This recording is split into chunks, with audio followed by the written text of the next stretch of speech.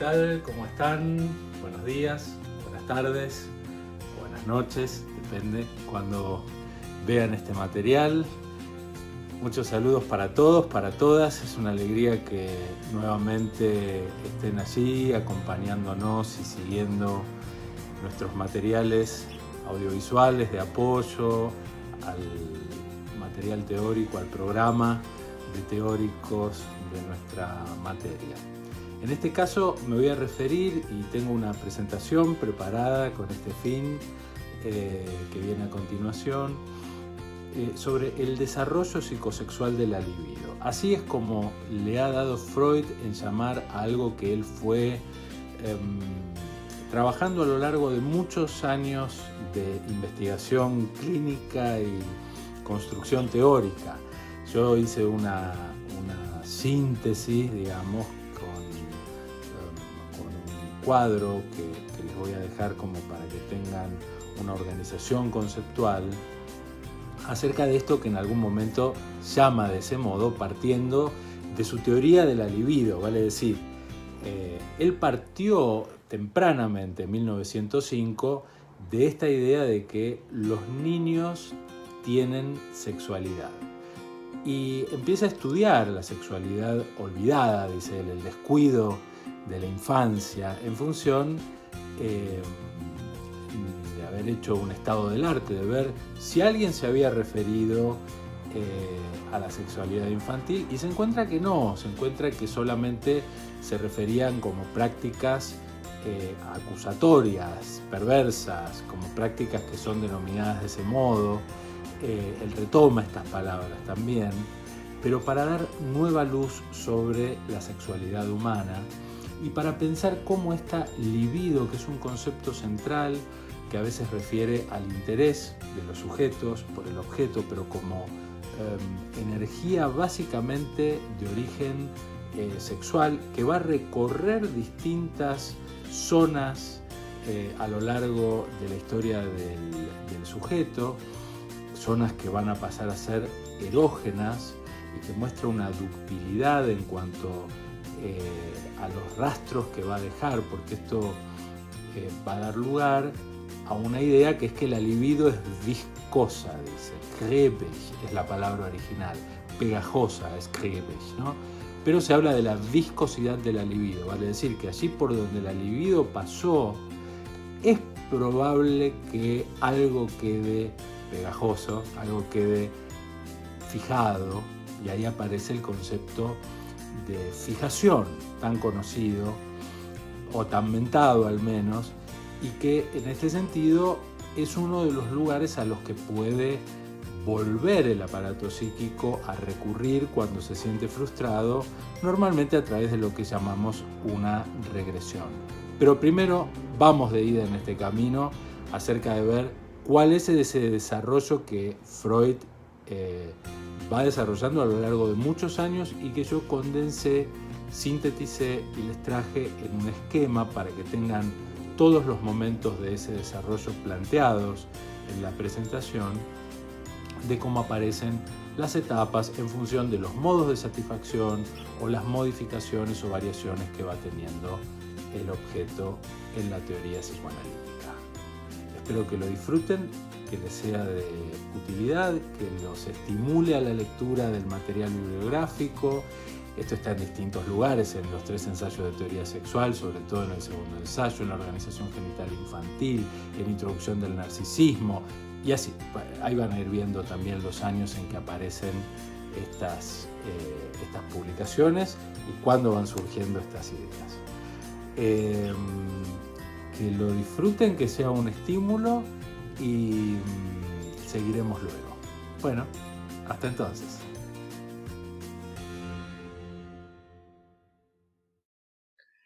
Bueno, muy buenos días a todos nuevamente. Vamos a continuar con el tercer teórico. Al menos vamos a empezar con la continuidad de lo que empecé planteando en el último fragmento del segundo teórico, que tuvo que ver con el desarrollo libidinal, lo que también es conocido y va a aparecer en la bibliografía como desarrollo psicosexual de la libido. Lo que les quiero transmitir desde el punto de vista didáctico es que este material es una exposición teórica que didácticamente la armé aproximadamente con 8 o 9 textos.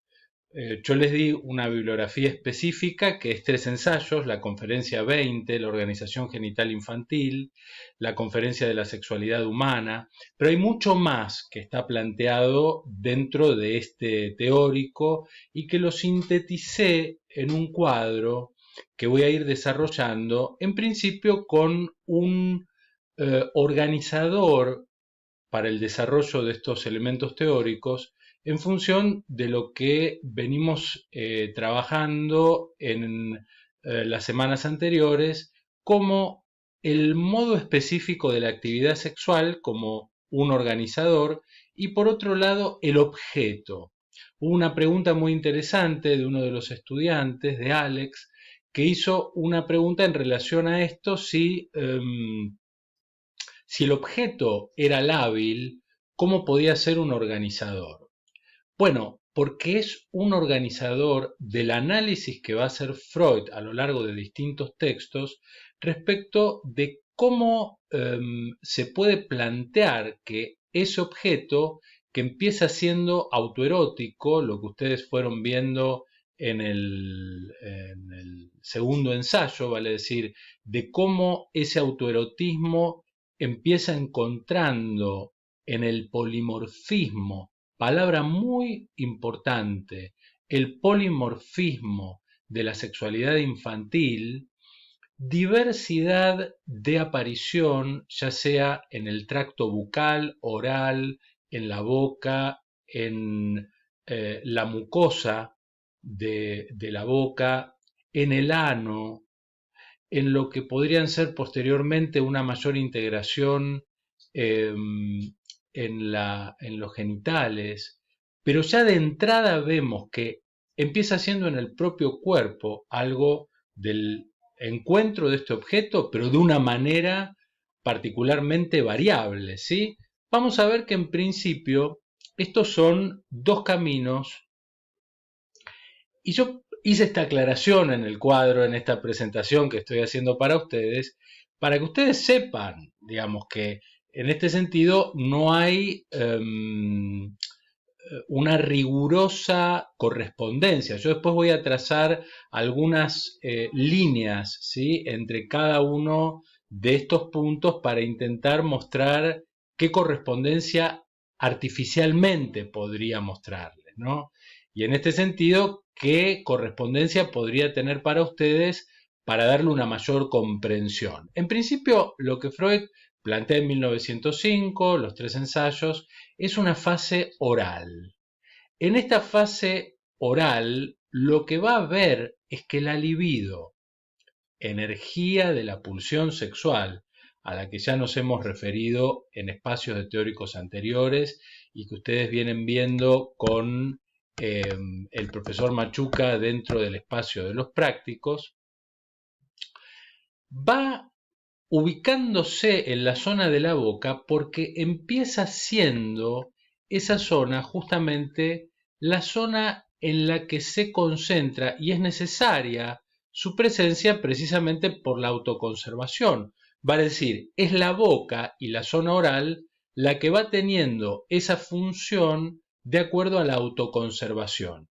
Primera idea, la pulsión sexual se apuntala en la autoconservación. Empieza siendo para alimentarse, pero el sujeto empieza a encontrar primero en la succión.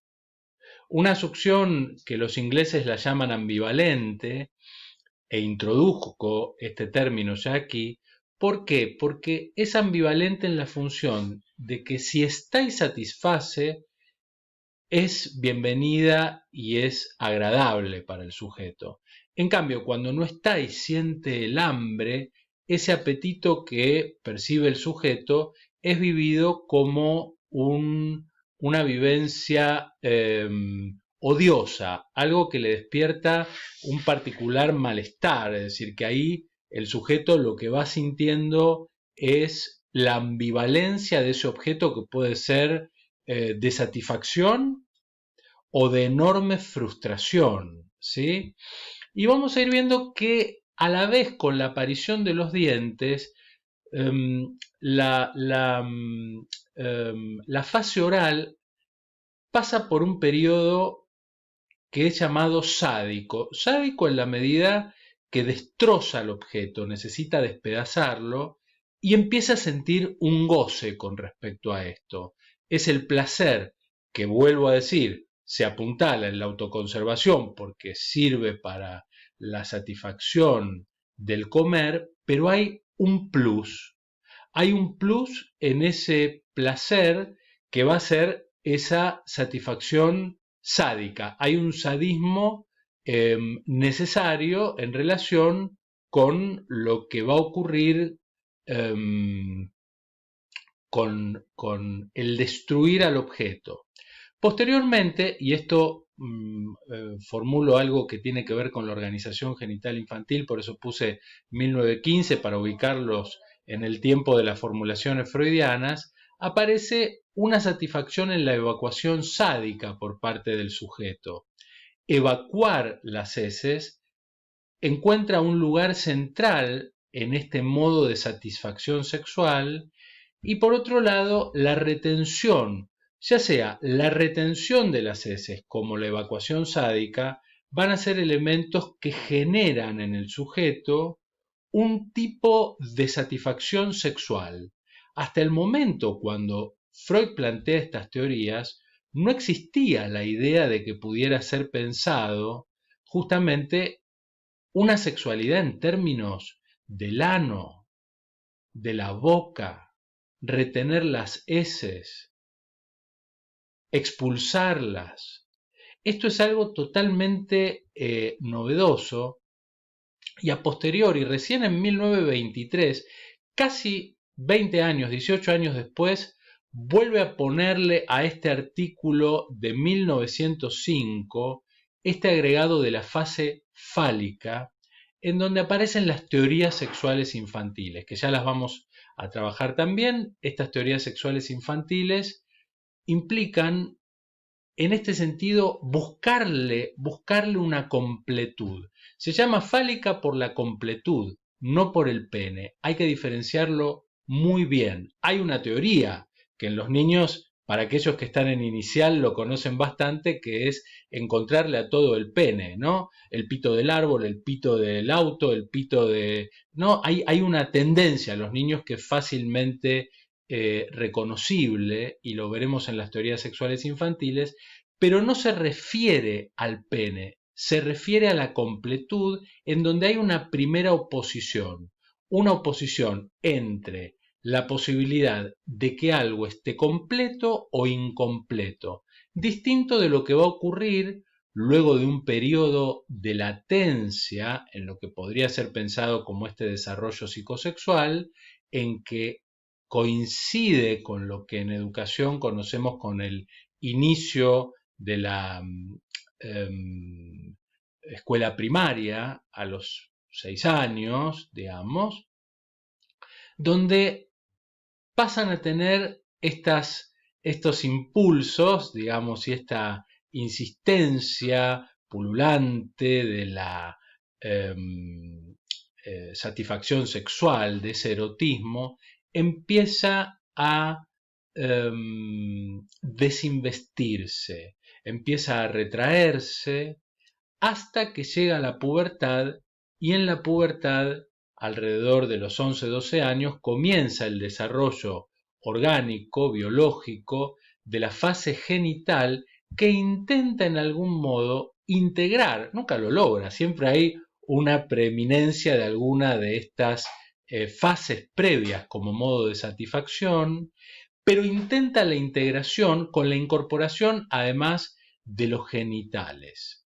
Esta es una primera lectura que podemos hacer de lo que podría ser en esta primera línea, ¿no? En este primer trazado que estamos haciendo, digamos, entre lo que sería una línea de el organizador como modo específico de satisfacción sexual Y a continuación, en la próxima introducción teórica, vamos a ver de acuerdo al segundo organizador, que es el objeto. Por ahora vamos a parar aquí. Les dejo en pantalla este esquema para que puedan pensarlo, para que puedan ir analizando cada uno de los puntos que intenté explicar aquí, al menos darle esta primera introducción, y vamos a continuar luego con una segunda fase de este teórico. Muchas gracias a todos y a todas por estar allí sosteniendo justamente esta cursada con todo este estímulo virtual que les estamos dando. Muchas gracias. Bueno, muy bien, vamos a retomar después de haber trabajado el primero de los ejes del organizador, ¿no? Como modo específico de actividad sexual. Vamos a empezar ahora con el objeto como segundo organizador. Vamos a trabajar un poquito viendo que Freud lo primero que sitúa allí es una etapa que él considera autoerótica. Pero el autoerotismo tiene en este sentido dos modos de ser explicado. En un sentido amplio, y esto lo toma de Havelock Ellis, que dice, esto es de 1905, lo tienen en la bibliografía de los 3 ensayos. El autoerotismo en el sentido amplio es un modo de satisfacción. Vale decir, es un modo que ahora vamos a ver en qué consiste, pero en un sentido estricto, el comportamiento sexual infantil es autoerótico, digamos, en términos de que se satisface sobre el propio cuerpo, y específicamente hay un concepto que Freud introduce unos 9 años después de los 3 ensayos, que es cuando formula la introducción del narcisismo, tomando precisamente el mito de Narciso, digamos, en que era ese joven bello que se miraba en las aguas del lago y se enamora de sí mismo. Le pone este nombre a un modo muy específico de satisfacción sexual, en donde puntualmente lo que Freud va a traer ahí es la idea del narcisismo como el yo. En el principio de la obra, el yo es la persona total, es todo el sujeto, la persona total es su cuerpo, coincide con la idea del autoerotismo en el sentido amplio, ¿sí?, de una satisfacción en el propio cuerpo.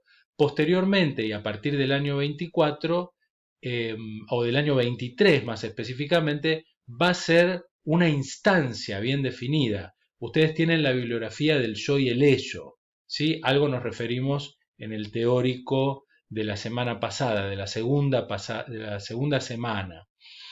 Pero a partir de 1914 ya plantea una instancia en el que el yo es tomado como un objeto de satisfacción.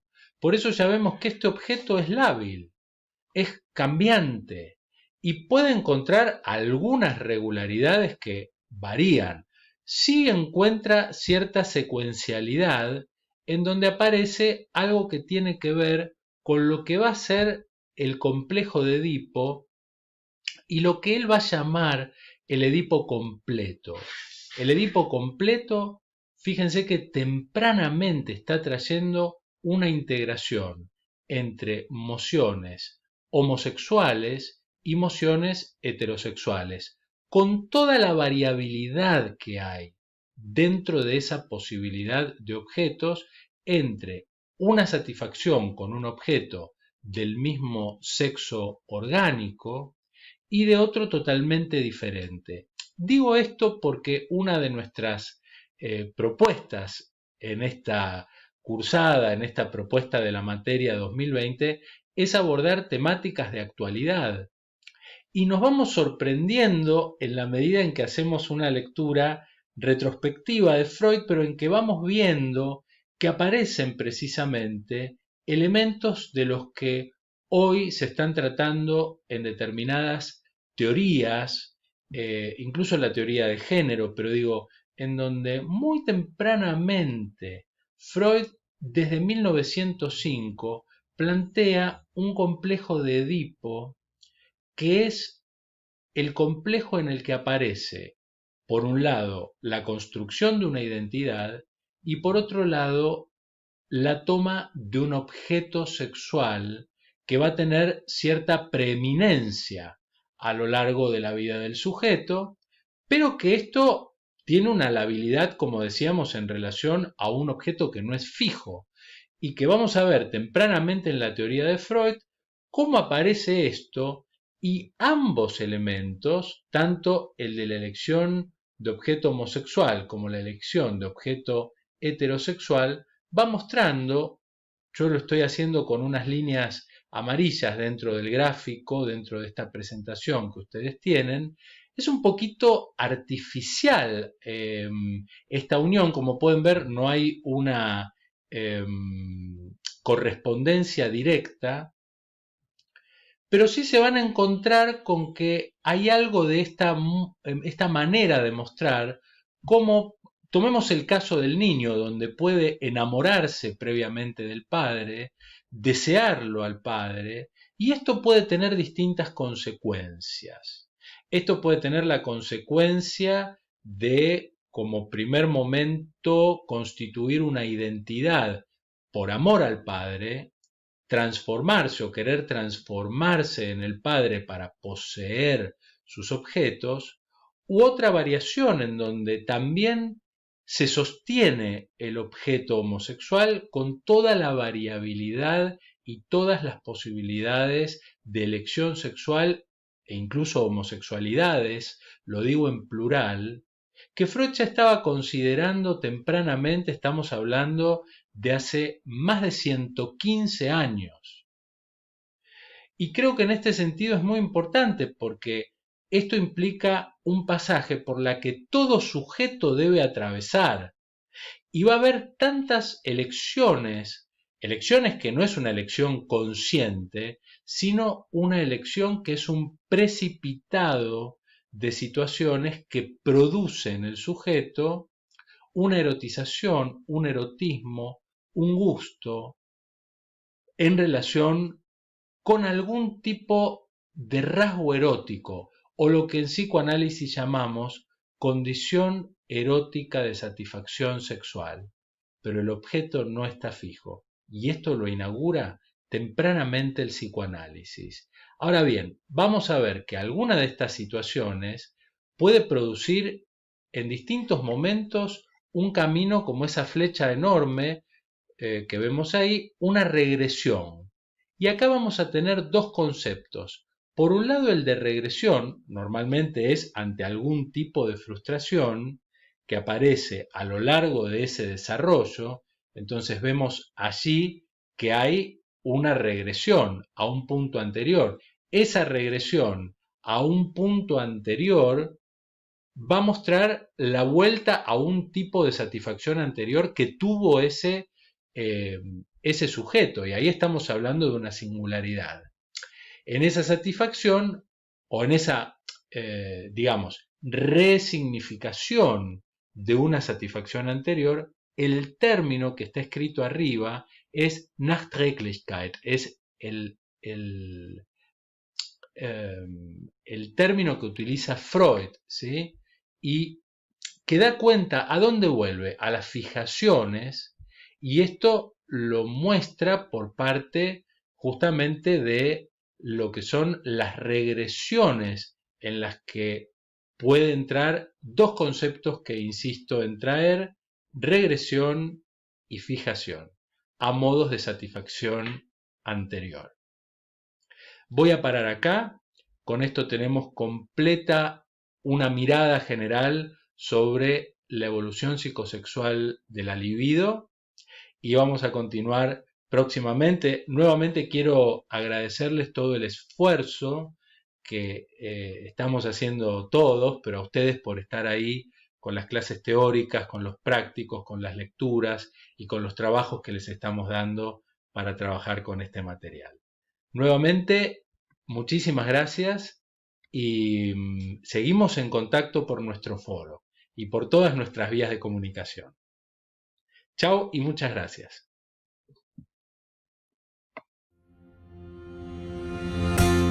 Bueno, ¿qué tal les pareció? Espero que haya sido efectivamente estimulante, que haya sido algo de utilidad y que les haya permitido tener una mirada global en relación con la teoría freudiana acerca de la sexualidad humana y lo que él dio en llamar la evolución psicosexual de la libido. Que trabajen y lean mucho y nos reencontraremos próximamente con próximos materiales. Chao, chao.